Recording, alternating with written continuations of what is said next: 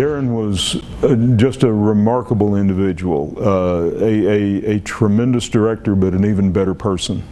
Colleagues, friends, students, all remembering an educator gone way too soon.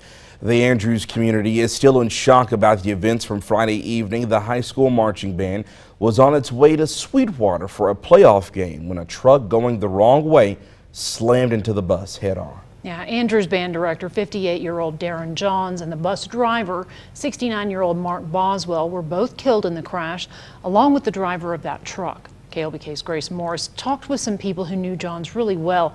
Grace, how are they remembering him tonight? Terry and Matt, those I spoke to today told me Darren Johns was a man who knew just how important band could be.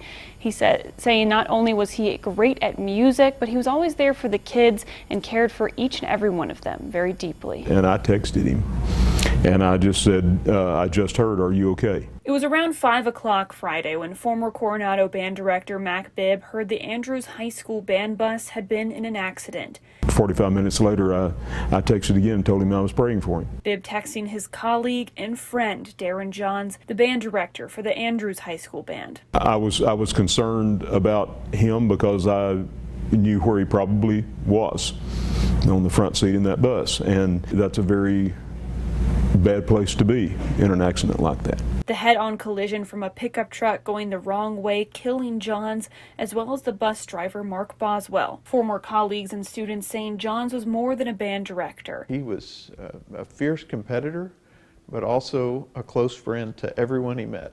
He was able to empower those students to make it to state marching contest. As over the weekend, support from all over the state poured in. And Monday night, the Sweetwater band filling in for the Andrews band at the rescheduled game that Andrews had been headed to Friday night. The band paying tribute to Johns, Boswell, and the students of Andrews. The band is a family, and it's a tragedy, but it has united us in ways that maybe you don't think about. While the community mourns these losses, one thing's for sure, the bond Johns had with his students will never disappear. I know they know how Darren felt about them, and so that part, they won't lose that part. That's always going to be there. 2 of the students on the bus were taken to UMC in Lubbock with more serious injuries.